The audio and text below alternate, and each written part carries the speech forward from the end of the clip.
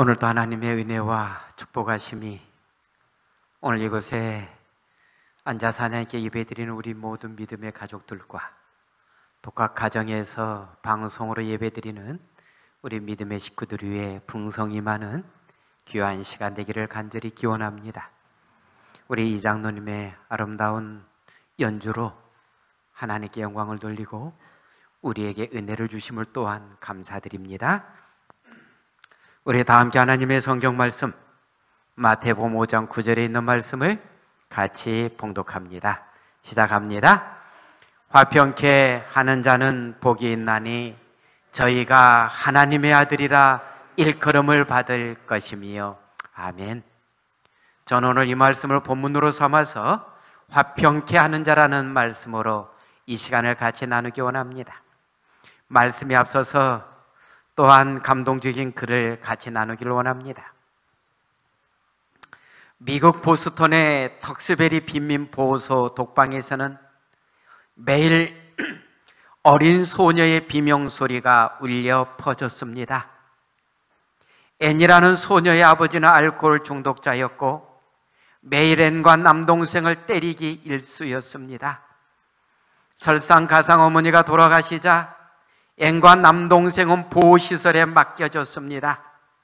믿을 사람이라고는 남동생밖에 없었는데 남동생마저 병으로 세상을 떠나자 얘는 그만 정신 이상에다가 시력까지 잃어 앞도 볼 수 없게 됐습니다.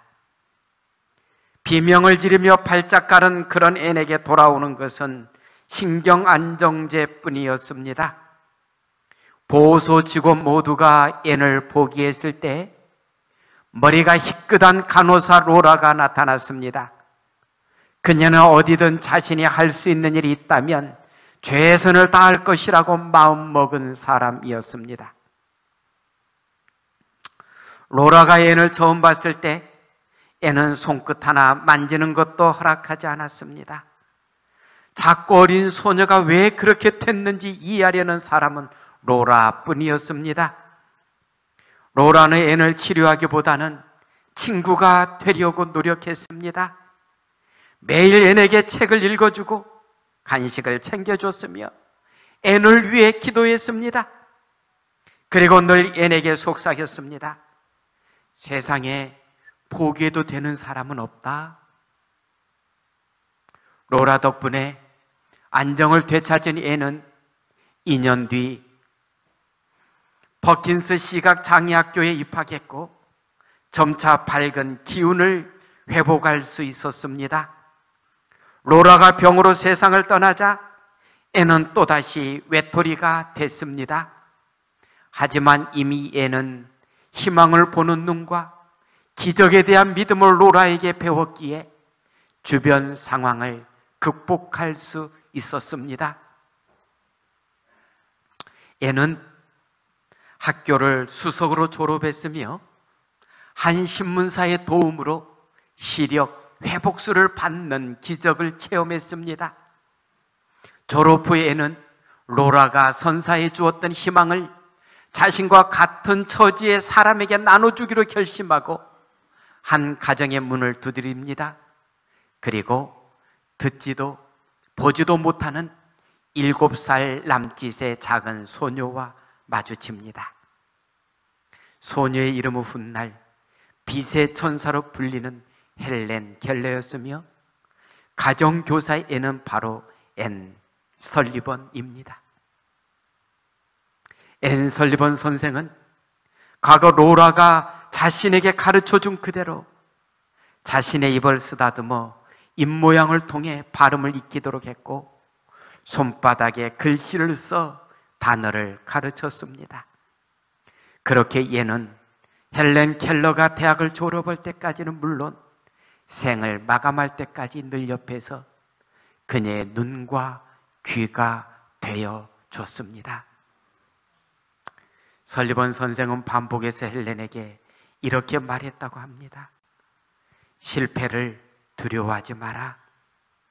실패할 때마다 무엇인가 성취할 것이다. 성취하지 못해도 무언가 얻을 것이다.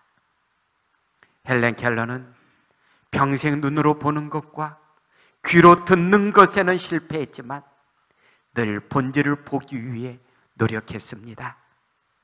그래서 소중한 것을 보는 마음의 눈을 가지게 됐습니다. 훗날 헬렌 켈러는 이렇게 말했다고 합니다. 세상에서 가장 아름답고 소중한 것은 보이거나 만져지지 않는다. 그녀의 인생은 진정한 가치를 깨달은 귀중한 삶이 되었습니다. 따뜻한 마음을 가진 로라라는 여인 때문에 완전히 망가진 앤이라는 소녀가 따뜻한 마음을 가진 정상의 사람이 되었고, 따뜻한 마음을 가진 앤 설리반이라는 그 여인이 장님으로서 귀도 들을 수 없고 말도 할 수 없던 헬렌 켈러라는 어린 소녀를 세계에서 가장 사랑받고 칭찬받는 여인으로 성장하게 할 수 있었다는 사실입니다. 따뜻한 마음이 다친 마음을 녹입니다. 잠든 사랑이 사람을 변화시킵니다. 오늘 우리 모두 주님의 은혜 속에 따뜻한 마음을 가진 하나님의 아들과 딸이요, 잠든 사랑을 마음에 품고 나누어주는 사랑의 작은 천사들이 되기를 기원합니다.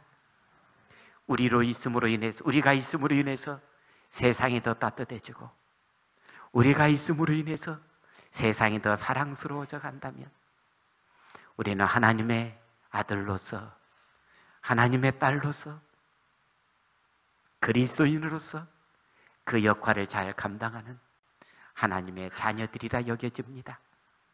오늘 우리가 있음으로 인해서 우리 주변에 있는 사람들의 더 따뜻함을 체험하고 사랑 속에서 더 행복해하는 모든 믿음의 가족, 하나님의 자녀들이 되기를 기원합니다. 오늘 본문에서 우리 주님은 이렇게 말씀합니다. 화평케 하는 자는 복이 있나니 저희가 하나님의 아들이라 일컬음을 받을 것이며, 하나님의 아들이라, 하나님의 딸이라는 칭호를 받는 것보다 더 좋은 단어가 어디에 있겠습니까? 화평케 하는 자에게 주시는 축복의 말씀입니다. 오늘 우리 모두 하나님의 은혜 속에 하나님의 아들이다, 하나님의 딸이다라고 이름 붙여주는 하나님의 멋있는 자녀가 되기를 바랍니다. 화평을 표현하는 단어는 히브리어로 샬롬입니다. 유대인들은 서로 샬롬이라는 말을 아주 자주 사용하는데, 이것은 상대방에게 악한 일이 없기를 바라는 것만이 아니라 그에게 모든 좋은 것이 있기를 바라는 의미에서 샬롬이라는 단어를 사용합니다. 샬롬, 샬롬. 성경에서 말하는 화평이라는 말은 단순히 모든 분쟁이 없는 것만을 의미하는 것이 아니고 모든 선한 것을 즐기는 것을 의미합니다. 화평케 했을 때 주어지는 축복은 화평을 사랑한다고 하는 자에게 있는 것이 아니라 화평을 실천하는 자에게 화평이라는 뜻의 단어는 이루어지고 있다는 사실입니다. 만약 어떤 사람이 잘못된 방법으로 화평을 사랑하면 그는 오히려 화평이 아니고 분쟁을 만들게 되는 경우가 자주 있습니다. 예를 들면 평화를 위협하는 위험한 사태가 일어났을 경우 평화를 위해서라는 구실로 더 큰 분쟁을 일으키곤 합니다. 일본의 한국 침략, 어떠한 미명 아래 그들이 우리나라를 침략했습니까? 한국을 잘 살게 해준다는 미명하에 그들은 한국을 침략했습니다. 북한의 남한 침략, 어떤 이름으로 그들이 남한을 침략했습니까? 미합제로부터 해방시켜준다는 미명하에 남한을 침공했습니다. 미국의 이라크 침략, 이유가 뭐였습니까? 독재로부터, 대량 살상 무기로부터 이라크 국민과 세계를 구하겠다는 미명하에 이라크 침공이 이루어졌습니다. 그러나 결과는 어떻습니까? 일본이 우리를 잘 살게 해주었습니까? 아닙니다. 얼마나 많이 힘들었는지 모릅니다. 얼마나 많이 수탈당했는지 모릅니다. 북한의 남한 침략, 우리를 해방시켜 주겠다고 한 침략이었는데, 만약에 그때 북한이 승리했다면 우리는 지상에서 가장 인권이 무시되는 독재자의 치리하에 지금도 신음하고 있을 것입니다.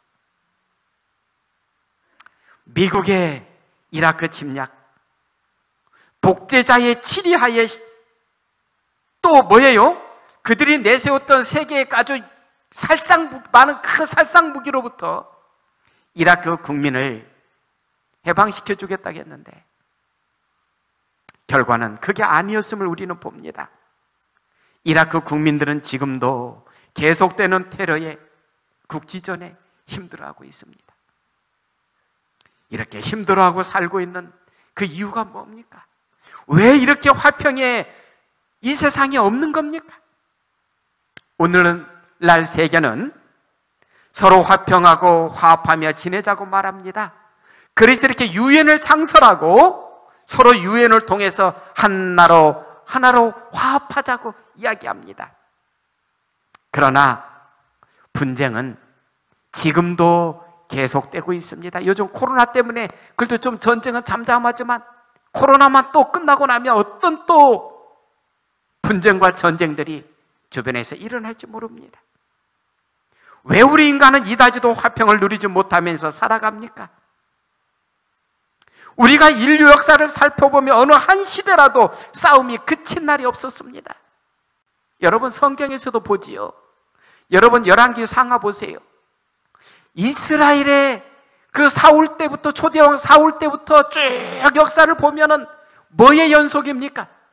전쟁의, 끊임없는 전쟁의 연속이었습니다.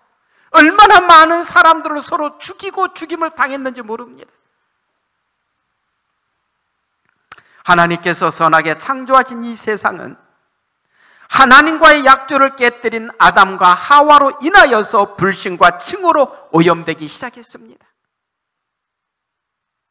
그리고 죄로 더럽혀진 이 땅은 마침내 형이 동생을 돌로 쳐 죽이는 비극을 낳고 말았습니다. 직접 창조된 아담과 하와 빼놓고 아담과 하와로 인하여서 태어난 이 아들이, 큰아들이 둘째 아들을 돌로 쳐 죽였습니다. 그때부터 사람이 사람을 죽이는 역사는 끊임없이 반복되었고 지금까지도 그 역사는 주어지고 있다는 사실입니다. 지금도 이 지구에는 싸움이 그칠 날이 없고 세계 곳곳은 아주 긴장 속에서 살아갑니다. 이렇게 평화보다는 분쟁이 창고라는 세상에서 어떻게 하면 우리가 진정한 평화와 화평을 누릴 수 있을 것인가? 하나님께서는 그 한 화평의 길을 우리에게 가르쳐 주시길 원하시는데, 우리가 첫째 화평을 위해서는 하나님과 화평을 이루는 길이 아주 중요하다고 말씀합니다. 우리 인간이 하나님과 화평을 이루었을 때 어때요? 그때 진정으로 화평의 그 평안한 마음이 우리에게 주어집니다. 사람이, 우리 인류의 조상 아담과 하와가 죄를 범하기 전에는 아담과 하와는 하나님이 너무 좋았습니다. 그래서 매일 찾아오시는 하나님을 기다렸고 하나님이 올 때마다 아담과 하와는 너무 행복했습니다. 그러나 아담과 하와가 하나님의 말씀을 저버리고 죄인이 되면서부터 하나님을 피하기 시작했습니다. 그리고 그 후손들은 계속적으로 하나님을 찾기보다는 하나님을 피하기를 더 많이 했습니다. 이유는 왜 그렇습니까? 그들의 삶 속에 죄가 창궐했기 때문에 그렇습니다. 죄인들은 하나님을 피하고자 합니다. 이러한 죄인들을 하나님께서 찾아오십니다. 우리를 위해서 화평자 예수 그리스도께서 우리에게 오십니다. 예수님께서 이 땅에 처음 오시던 날 하늘의 천사들이 주님을 찬양하였는데 그 내용은 다음과 같습니다. 누가복음 2장 14절에 있는 말씀 같이 봉독합니다. 시작합니다. 지극히 높은 곳에서는 하나님께 영광이요 땅에서는 기뻐하심을 입은 사람 중에 평화로다. 하나님께서는 우리에게 화평을 이루어 주시고자 당신의 독생자를 보내주셨습니다. 예수님께서 이 땅에 처음 오시던 날 하늘의 천사들이 주님을 찬양하였는데 그 내용은 뭐였어요? 하나님께는 영광이요 땅에서는 기뻐하심을 입은 사람들 중에 평화다 했습니다. 예수님께서 이 땅에 오심으로 인하여서 우리 하나님과 사람 사이의 평화는 더 깊어지고 이제 예수님을 마음에 품고 사는 사람들은 하나님이 두렵지가 않습니다. 하나님이 참 좋습니다. 맞습니까? 코로나19로 인해서 우리가 2월 마지막 주부터 가정 예배로 돌리기 시작했고요. 그러면서 방송 예배로서 이제 주어지기 시작했고 한 2주가 지나면서 소수의 성도들이 모여서 예배드리면서 각 가정에 실시간 방송을 우리가 설교 방송을 보내면서 같이 예배드렸습니다. 그러나 가정에서 TV를 좀 큰 걸 보던 아니면 작은 핸드폰을 놓고 말씀 들으면서 예배 드리던 그때가 더 감동입니까? 이렇게 주님 전에 와서 예배 드릴 때가 더 감동입니까? 하나님을 마음속에 모시고 예수 그리스도의 은혜를 마음속에 품고 사는 사람들은 하나님을 피하는 존재가 아니라 이제 하나님이 좋아서 하나님 전에 와서 예배 드리는 게 행복하고 하나님 전에 와서 기도 드리는 게 기쁘고 하는 그런 위치로 변화되지 않았습니까?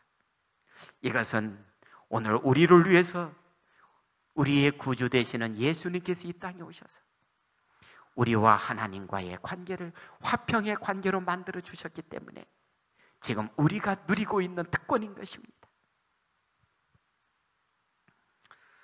로마서 5장 1절에 있는 말씀입니다. 그러므로 우리가 믿음으로 의롭다 하심을 얻었은즉 우리 주 예수 그리스도로 말미암아 하나님으로 더불어 화평을 누리자.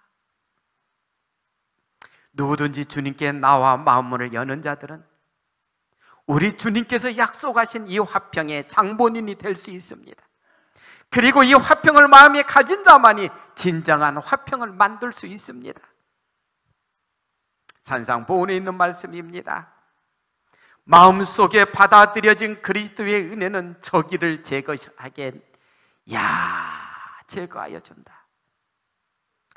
우리 인간들의 마음에는 사단이 우리를 많이 지배하면 지배할수록 우리의 마음에는 저기가 가득합니다. 상대들을 공격하고 싶고 상대들을 정죄하고 싶은 것이 우리의 마음에 가득합니다. 이건 사단이 그런 삶을 살아왔고 사단이 우리에게 심어주는 것입니다. 그러나 예수 그리스도가 우리의 마음속에 함께 하실 때, 우리 주님의 은혜가 함께 할 때 우리의 마음에서 그 마음을 제거시켜 준다는 겁니다. 그래서 화평을 나눌 수 있게 된다는 것입니다. 그러면서 이렇게 말씀합니다. 왜냐하면 분쟁을 완화시켜주고 심령을 사랑으로 채워주기 때문이다. 우리의 마음속에 사랑이 차 있는 사람은 다른 사람과 분쟁하고 싸우는 것을 좋아하지 않습니다. 우리 싸우는 게 좋아서 싸우는 분 이 자리에 한 분도 없잖아요. 그렇지 않습니다. 마음이 변하는 것입니다. 하나님과 동료 인간들로 더불어 화목하게 지내는 사람은 불행해질 수 없다. 정말 그러는 것 같습니다. 자꾸 싸우고 하는 사람들은 행복이 별로 없습니다. 그런데 본인만 행복이 없으면 괜찮은데 주변 사람들이 너무 힘들어요. 제가 여러분 아시다시피 일신 저 건영 아파트에 사는데 하루는 경비가 저한테 하소연을 해요. 그분이 제가 목사인지 아닌지 아는지 모르는지 모르겠습니다만은 이 일신 아파트에 사는 주민들이 주로 다 착하고 좋은데 저 몇 동에 사는 몇 층에 사는 어떤 분 때문에 굉장히 힘들다는 거예요. 그러면서 뭐라고 말씀하냐, 하루는 새벽 4시가 됐는데 어떤 분이 그 아파트 안쪽에 길쭉에 주차를 해놨는데 새벽 4시에 경비 아저씨를 찾아와서 빨리 이 집에 가서 연락해서 차 빼라 그래라. 새벽 4시에요. 그러니 경비가 또 그래서 그렇게 했대요. 그러면 선생님 저하고 같이 갑시다. 제가 벨은 눌러줄 테니까 말씀은 선생님이 하세요. 그랬더니 같이 안 가더래요. 그러면서 하는 말이 그분 때문에 경비들이 너무 힘들어서 자주 바뀐다는 거예요. 분쟁을 만드는 사람은 자기만 힘들게 하는 게 아니라 주변 사람까지도 힘들게 합니다. 그래서 우리 주님은 우리로 하여금 그런 삶을 살지 말라고 우리 예수님을 우리의 마음속에 모시는 삶을 살아가고 하시면서 우리의 마음속에 있는 저기를 제거하여 주고 우리의 마음속에 아주 사랑으로 채워주셔서 오히려 우리를 더 부드럽게 사랑으로 사는 삶을 살 수 있도록 우리를 이끌어 주신다라고 말씀합니다. 또 이렇게 말씀합니다. 참된 화평을 창조하시고 영속시킬 수 있는 유일한 능력은 그리스도의 은혜이다. 이 은혜가 마음에 심기어지면 그것은 분쟁과 불화를 일으키는 악한 정욕을 내쫓는다. 예수 그리스도가 우리의 마음속에 깊이 자리하면 자리할수록 악한 분쟁을 일으키는 그 악한 정욕을 우리의 마음속에서 주님께서 내쫓아 주신다는 겁니다. 이게 얼마나 큰 은혜인지 모릅니다. 그래서 예수님을 믿을수록 사람들이 좀 더 부드러운 모습으로 변해가는 것 같습니다. 예수님에 대한 사랑에 깊어가면 갈수록 부드러움이 그의 마음속에 더 깊이 자리하고 더 따뜻한 사람으로 변해가는 것 같습니다. 우리가 하나님과 이 사랑의 관계가 회복된 사람들의 마음에는 이제 사랑이 있게 되지요. 그러면 그런 사람들이 이제 사람과 화평을 이루는 그런 삶을 또 이루어 나갑니다. 제가 참 고민하면서 이 글을 썼습니다. 우리 같이 한번 읽을까요? 시작! 잘된 일은 당신 때문이요, 잘못된 일은 내 탓입니다. 이렇게 말하기가 쉽습니까? 어렵습니까? 쉬워요? 어려워요?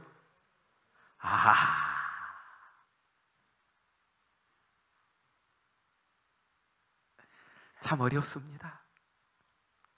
우리는 부부간에 서로 갈등이 있고 다툼이 있을 때에도 그 탓을 누구한테 돌려야 좀 속이 시원해요? 상대한테, 당신한테. 누구한테 가서 하소연할 때도 내 탓은 안 보이고 당신 탓을 갖다가 해서 다른 사람한테서 흉을 보더라도 내 흉을 안 보고 누구 흉을 봐요? 당신 흉을 봐요. 그런데 이것 때문에 주로 가정에서도 분쟁이 일어나고 이웃 간에도 분쟁이 일어나고 직장에서도 분쟁이 일어나고 결국 그래서 직장 그만두고 나오고 부부 간에도 서로 멀리 있기를 좋아하는 것 같습니다. 이러한 마음은 내 온전한 맨정신 갖고는 안 됩니다. 성령 하나님께서 나를 주장하실 때 내 잘못이 보이고 당신 탓보다 내 잘못이 더 크구려 하고 말할 수 있는 것 같습니다.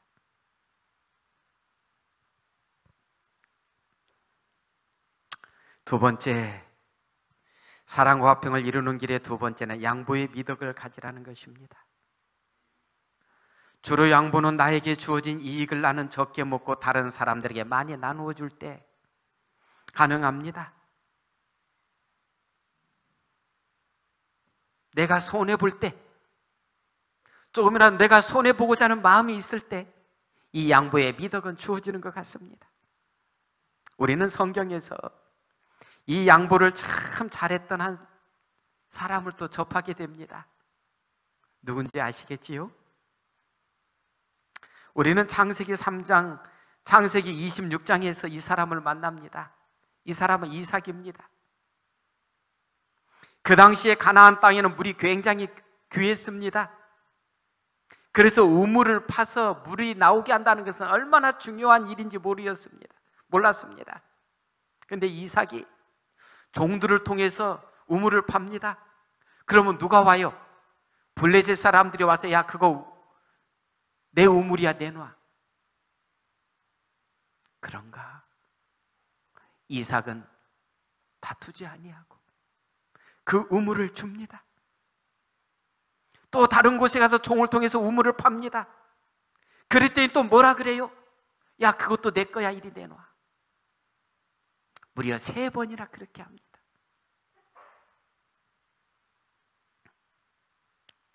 그런데 이때마다 이삭은 그들과 다투지 아니하고 계속적으로 양보했습니다. 이삭이 힘이 없어서 이렇게 했다면 그건 어쩔 수 없지만 이 말씀해 보니까 이삭은 힘이 없지 않았어요. 창세기 26장 16절에 보니까 아비멜렉이 이삭에게 이르되 네가 우리보다 크게 강성한즉 우리를 떠나가라. 같이 가까이 살고 있었는데 우물 뺏고 왔는데도 이삭이 다 더 힘이 센데도 양보하는 모습 보더니 뭐라 그래요? 우리를 떠나가라. 그래서 이제 이삭이 어떻게 됩니까? 떠나갑니다. 좀 멀리 갑니다. 그런데 그들이 가만히 보니까 이렇게 양보하고 힘이 없는 것처럼 물러난 이삭인데 하나님께서 그에게 주시는 축복이 너무 큰 거예요. 주변 사람들이, 블레셋 사람들이 그것을 보면서 압니다. 야, 저렇게 우물을 3개씩이나 우리한테 뺏기고도 그냥 가네. 그래서 가만히 봤더니 하나님께서 더 많이 축복해 주시는 거예요. 그랬을 때 그들은 이제 이삭을 찾아와서 이렇게 말합니다. 그들이 가로되 여호와께서 너와 함께 계심을 분명히 우리가 보았으므로 우리의 사이 곧 우리와 너희 사이에 맹세를 세워 너와 계약을 맺으리라. 말하였노라. 너는 우리를 해하지 말라. 이는 우리가 너를 범하지 아니하고 선한 일만 내게 행하며 너로 평안히 가게 하였음이니라. 이제 너는 여호와께 복을 받은 자니라. 근데 여기서 말이 좀 안 맞는 게 있지요? 우리가 너를 범하지 아니하고 선한 일만 내게 했다고 아까 우물을 몇 개나 뺏었는 거 놓고요. 예, 사람들이 자기를 잘 몰라요. 그냥 뺏은 건 생각 안 하고 온전하게 보낸 것만 해도 선한 일 했다라고 여기라는 거 지금 이야기하는 모습을 보잖아요. 그러나 그 다음 날이 중요해요. 이제 뭐예요? 이제 너는 여호와께 복을 받은 자니라. 그렇게 괴롭혔던 그도 이삭이 하나님께 복을 받은 자라는 것은 알았다는 겁니다. 오늘 우리에게 이삭과 같은 모습이 있으면 참 좋겠습니다. 내가 못나서 양보하고 못나서 져주는 것이 아니라 훨씬 강한 자임에도 불구하고 양보하고 져주는 자가 될 때, 그러한 온유한 자가 될 때 하나님께서는 더 큰 은혜를 이삭에게 베풀어 주셨는데 오늘 지금도 이 말씀은 우리에게 유효하다는 사실입니다. 우리 예수님께서는 마태복음 5장 5절에서 이렇게 말씀하셨지요. 온유한 자는 복이 있나니 저희가 뭘 갖는다고요? 땅을 기업으로 받을 것이며. 온유한 자들에게 하나님께서 땅을 약속하셨고요. 그 온유한 자들이 나중에 이 땅을, 새하늘과 새 땅에서 이 땅을 차지할 자들이라고 또한 말씀합니다. 우리를 힘들고 괴롭히는 사람들은 얼마든지 있을 수 있습니다. 그러나 또 이렇게 하라고 말씀합니다. 우리 마태복음 5장 43절, 44절에 있는 말씀을 같이 한번 읽습니다. 시작합니다. 또 내 이웃을 사랑하고 내 원수를 미워하라 하였다는 것을 너희가 들었으나 나는 너희에게 이르노니 너희 원수를 사랑하며 너희를 핍박하는 자를 위하여 기도하라. 예수님은 내 원수를 사랑하라고 말씀하십니다. 나를 핍박하는 자를 위하여 기도하라고 말씀하십니다. 우리에게서 이 말씀이 이루어지기를 바랍니다. 로마서 12장에 있는 말씀입니다. 아무에게도 악으로 악을 갚지 말고 모든 사람 앞에서 선한 일을 도모하라. 할 수 있거든 너희로서는 모든 사람으로 더불어 평화하라. 할 수 있거든 너희로서는 모든 사람으로 더불어 평화하라. 우리 주변의 사람들은 우리를 지켜보고 있습니다. 우리가 교인들 간에 어떻게 사는지, 가족과 이웃들 간에 어떻게 사는지 우리를 지켜보고 있습니다. 특히 요즘은요, 우리 여러분 집집마다 가보면 대문에 우리가 뭐가 붙어 있어요?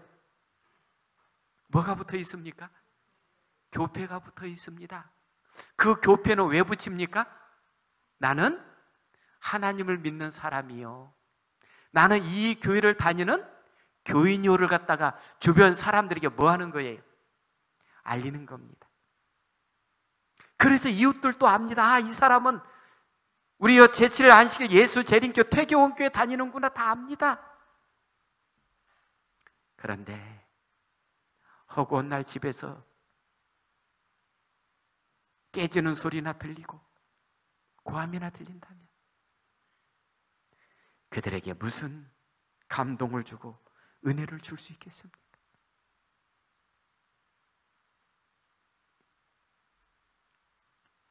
산상본 69쪽에 있는 말씀입니다. 생애의 향기와 품성의 아름다움은 그들이 하나님의 자녀라는 사실을 세상에 드러낸다. 사람들은 그들이 예수님과 함께 한다는 것을 알게 된다. 가정에서나 이웃에게나 생애의 향기와 품성의 아름다움을 드러내는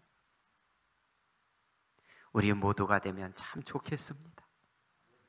이를 위해서 우리는 더 많이 기도해야 됩니다. 더 많이 무릎 꿇고 하나님과 씨름해야 됩니다. 그랬을 때 나의 모습이 주님의 은혜로서 더 풍요로워지고 하나님의 은혜 속에 나 자신이 그렇게 변해가는 것입니다.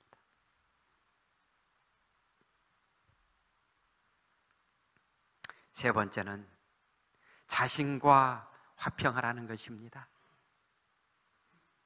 오늘날 많은 질병들이 편만해 있습니다. 특히 암이라는 질병이 우리와 너무 가까이 하고 있습니다. 오늘날 이런 질병들의 가장 큰 이유가, 원인이 뭐라고 주로 의료인들에게 가면 주로 뭐라고 답변합니까? 아, 너무 잘 알아요.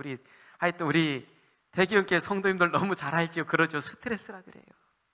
그러면 한 가지 질문이요. 스트레스는 내가 다 버리고 살아야 됩니까? 내가 안고 살아야 됩니까? 어떻게 살아야 돼요? 아, 예, 잘합니다. 스트레스는 내가 안고 살면은 내가 더 병에 걸리도록 나를 만듭니다. 그러나 스트레스를 버리면 버릴수록 내가 어때요? 내가 더 행복해집니다. 우리가 잘 아는 이야기 있잖아요. 연세 있으신 분이 보따리를 이고 버스 정류장에서 버스를 기다리고 있는데 그것을 차를 타고 지나가던 분이 이렇게 그것을 보더니 마음이 좀 따뜻해져서 저분 좀 내가 차로 모셔다 드려야 되겠다. 그래서 타십시오. 아이고, 그분이 너무 고마워서 타지요. 그래서 이분은 아주 운전을 하면서 너무 착한 일 했으니 행복하잖아요. 착한 일 하면 내가 행복하잖아요. 행복해서 이렇게 운전하다가 백밀러로 뒤를 봤더니 이 노인네가 뭐하고 있어요? 그것을 그 보따리를 이고 있어, 이마에, 머리에. 아니, 그거 내려놓으세요. 왜 그걸 이고 계세요? 무거운데.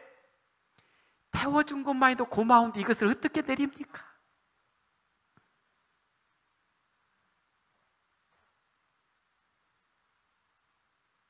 우리는 잘못하면 우리가 그런 모습으로 삽니다.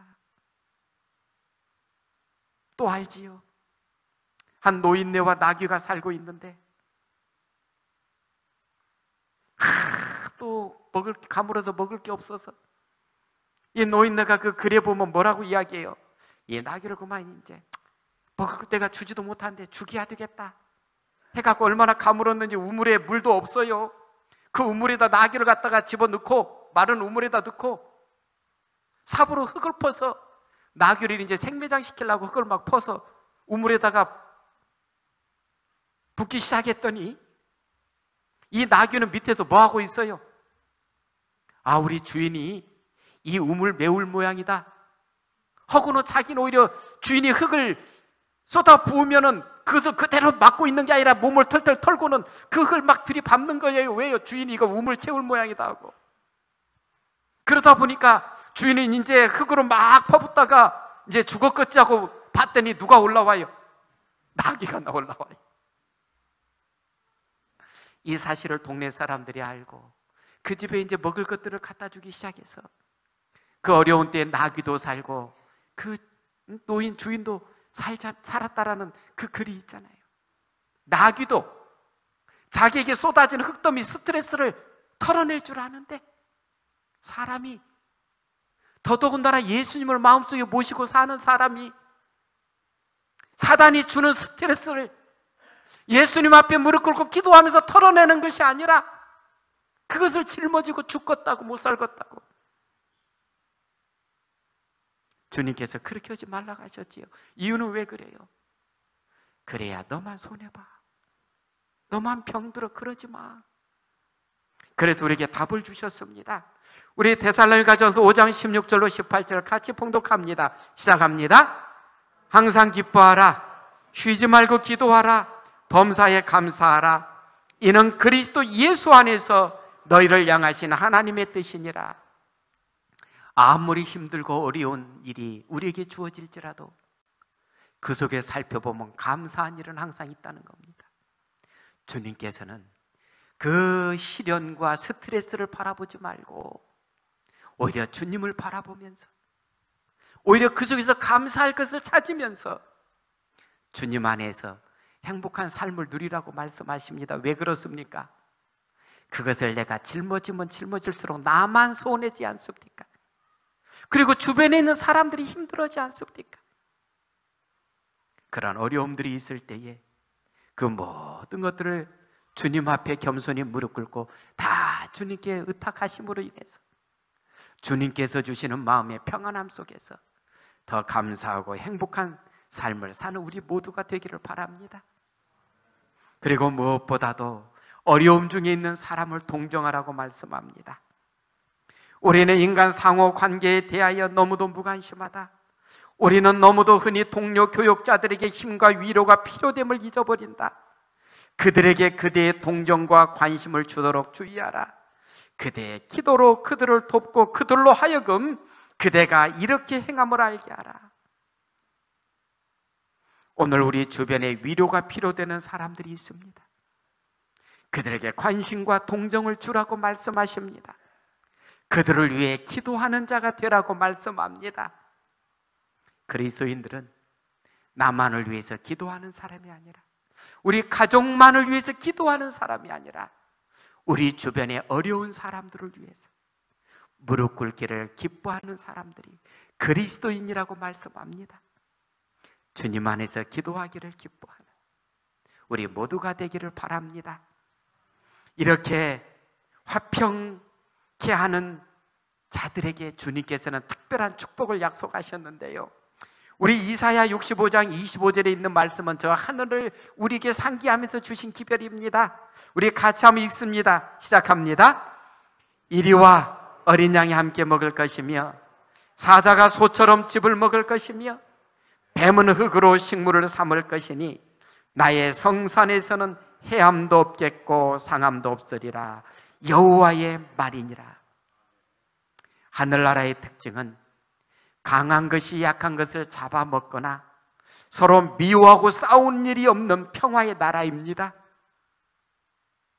이곳에는 시기나 미움이나 질투나 이런 것들이 자리할 자리가 없는 곳입니다. 그렇기 때문에 화평과 거리가 먼 사람들은 하늘에 들어갈 수가 없습니다. 그래서 주님은 너희는 할 수 있거든 모든 사람으로 더불어 화평하는 자가 되라고 말씀합니다.